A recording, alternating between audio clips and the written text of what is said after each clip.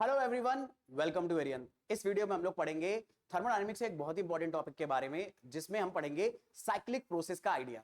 Cyclic process क्या होते हैं, अगर इसके बारे में बात करी जाए तो सबसे पहले अगर हम उसे डिफाइन करें तो ऐसे डिफाइन कर सकते हैं कि साइक्लिक प्रोसेस एक ऐसा प्रोसेस होता है थर्मोडायनेमिक्स के अंदर जिसमें हमारा जो थर्मोडायनेमिक सिस्टम है वो उसी स्टेट में वापस आ जाता है जहां से वो चलना स्टार्ट करता है। यानी कह सकते हो cyclic process is a process in which the system returns to it initial state. आपने गैस को जिस प्रेशर वॉल्यूम से लिया था अलग अलग प्रोसेस उसमें कराते रहो, लेकिन अगर वापस से उसी प्रेशर वॉल्यूम पर आप ले आए तो आप ये कह सकते हो आपने उस गैस के ऊपर एक साइक्लिक प्रोसेस करा है। इसे समझने के लिए हम पीवी डायग्राम यानी प्रेशर वॉल्यूम डायग्राम की हेल्प लेंगे, बहुत ही आराम से समझ में आता है। जैसे मानो आपने एक थर्मोडायनेमिक प्रोसेस गैस के ऊपर करा और आप उस गैस के प्रेशर और वॉल्यूम का फिगर बनाकर या ग्राफ बनाकर ये कंपेयर करना चाहते हो। तो मान लेते हैं आपने जो गैस पहले ली है उसका कोई सर्टेन प्रेशर और वॉल्यूम रहा होगा, और अगर सर्टेन प्रेशर और वॉल्यूम रहा होगा तो इस ग्राफ पर उसका कोई ना कोई एक कोऑर्डिनेट, कोई एक पॉइंट आएगा। मान लेते हैं वो ये पॉइंट है। हमारे पास गैस का एक सर्टेन प्रेशर है और सर्टेन वॉल्यूम है। हमने इस गैस के ऊपर कोई प्रोसेस करा, फॉर एग्जाम्पल हमने इसे एक्सपैंड करने की कोशिश करी बिना प्रेशर चेंज करे, तो प्रेशर सेम रहेगा और वॉल्यूम हम एक्सपैंड करने की कोशिश करेंगे तो वॉल्यूम इंक्रीज होगा। तो गैस अब लगातार अपना वॉल्यूम चेंज करते हुए एक नए वॉल्यूम पर पहुंच गई, लेकिन प्रेशर अभी भी सेम रहेगा। तो गैस एक नई स्टेट में आ गई है क्योंकि इसका वॉल्यूम चेंज हो चुका है। फिर हमने मान लो गैस पर एक और ऑपरेशन करा, एक और कोई प्रोसेस करा, और गैस को हम लोग बिना वॉल्यूम चेंज करे प्रेशर को डिक्रीज कर ले गए। तो अब गैस जो है वो एक नए प्रेशर पर पहुंच गई क्योंकि गैस का प्रेशर चेंज हो गया है इस स्टेट के कंपैरिजन में, तो गैस एक नए स्टेट में आ चुकी है। ऐसे ही अगर हम गैस के ऊपर लगातार अलग अलग प्रोसेस करते रहें और वापस से गैस को उसी प्रेशर और वॉल्यूम पर ले आए जहां पर वो हमने सबसे शुरुआत में ली थी, तो इस पूरे प्रोसेस को बोला जाएगा साइक्लिक प्रोसेस। क्योंकि तुम नोटिस करो पीवी डायग्राम में ये आपको एक साइकिल के फॉर्म में या एक क्लोज्ड कर्व के फॉर्म में दिखाई दे रहा होगा।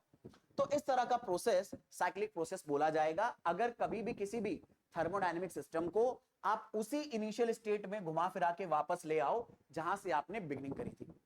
अब इस साइक्लिक प्रोसेस की थोड़ी बहुत और टेक्निकल टर्म्स को अंडरस्टैंड कर लेते हैं क्योंकि इसके ऊपर क्वेश्चंस आने की प्रोबेबिलिटी बहुत ज्यादा रहती है। तो अगर हमारे पास एक पीवी कर्व दिया हुआ है साइक्लिक प्रोसेस का, तो इसमें सबसे पहली चीज आप ये देख सकते हो, क्योंकि इनिशियल और फाइनल स्टेट सेम है और सिस्टम की जो इंटरनल एनर्जी होती है जिसे आप यू से डिनोट करते हो वो एक स्टेट फंक्शन होती है, यानी सिस्टम की स्टेट बदलने पर बदलेगी।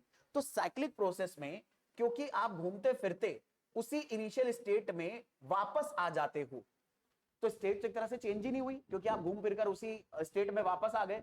तो इंटरनल एनर्जी का जो चेंज रहता है वो जीरो रहता है साइक्लिक प्रोसेस के लिए। साइक्लिक प्रोसेस में कोई इंटरनल एनर्जी का चेंज नहीं रहेगा, ये बात बहुत इंपॉर्टेंट है आपके लिए। अब हम सभी ने दरअसल में फर्स्ट लॉ ऑफ थर्मोडायनेमिक्स पढ़ा हुआ है, ठीक है। फर्स्ट लॉ ऑफ थर्मोडायनेमिक्स के अकॉर्डिंग अगर डेल्टा यू जीरो हो जाएगा तो जो टोटल हीट एब्सॉर्ब होगी वो work done by the system के बराबर हो जाएगी। यानी यहां पर जो भी हीट का इन्वॉल्वमेंट है यानी जो भी क्यू है वो दरअसल में वर्क के बराबर होगा थर्मोडायनेमिक्स के फर्स्ट लॉ के अकॉर्डिंग, क्योंकि delta U zero. Similarly third point हम कह सकते हैं work done during the cyclic process can be computed from the area enclose by the cycle on PV curve. यानी ये जो पीवी कर्व बना है, अगर आप ये वर्क कैलकुलेट करना चाहते हो पूरे साइकिल के लिए तो आपको इस पूरी साइकिल के अंदर का जो एरिया है ये area he work in cyclic process आपको प्रोवाइड कर देगा। अब ये साइकिल आप क्लॉकवाइज भी चलते हुए इनिशियल स्टेट पे वापस आ सकते थे और एंटी क्लॉकवाइज चलते हुए भी वापस आ सकते थे। तो इन दोनों सिचुएशन में वर्क का जो साइन होगा वो चेंज हो जाएगा, और ये साइन आपको याद रखने की जरूरत है। अगर साइकिल क्लॉकवाइज है यानी इस तरह से अभी चली है तो हम वर्क को पॉजिटिव लेंगे, और अगर साइकिल एंटी क्लॉकवाइज होती, अभी यहां पर बढ़ाई नहीं है लेकिन अगर होती एंटी क्लॉकवाइज चल रही होती तो हम वर्क को नेगेटिव लेते, और वर्क अगर नेगेटिव लेते तो यहां नेगेटिव साइन के साथ फॉर्मूले में रखते, और अगर पॉजिटिव आता तो पॉजिटिव साइन के साथ रखते। वर्क अगर पॉजिटिव होता तो क्यू भी पॉजिटिव होता, और क्यू पॉजिटिव होने का मतलब है हमने सिस्टम को हीट प्रोवाइड करी।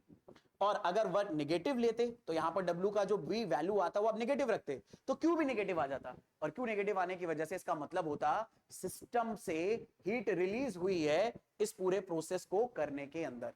तो इंपॉर्टेंट बात है जो याद रखनी है वो ये, साइक्लिक प्रोसेस में आपको इस तरह से पीवी डायग्राम एक क्लोज फिगर के फॉर्म में मिलेगा, साइकिल के फॉर्म में मिलेगा।